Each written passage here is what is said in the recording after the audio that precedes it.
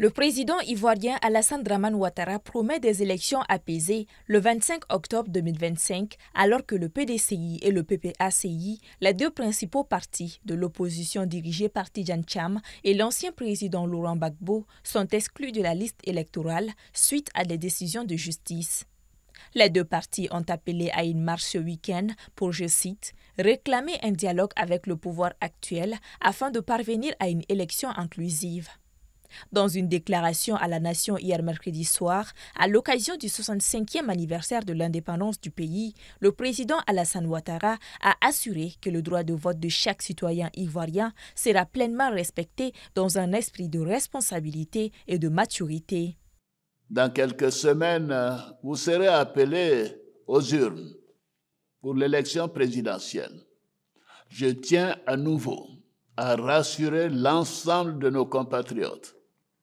Toutes les mesures ont été prises pour garantir un scrutin apaisé, sécurisé et démocratique. Le droit de vote de chaque Ivoirienne et de chaque Ivoirien sera pleinement respecté. J'en appelle à la responsabilité de tous les acteurs de la vie politique, sociale et civile.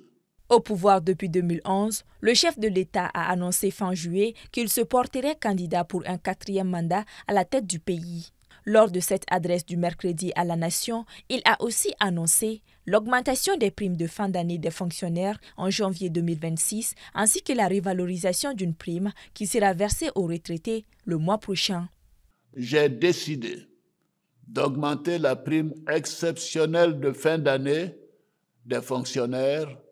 Elle passera ainsi d'un tiers du salaire indiciel mensuel de base à 2 tiers du salaire indiciaire mensuel de base en janvier 2026.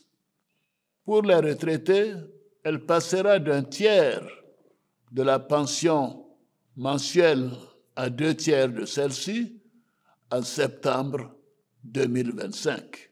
Comme à l'accoutumée, le président Alassane Dramane Ouattara a accordé sa grâce présidentielle à 8533 détenus de droit commun, condamnés pour des infractions mineures.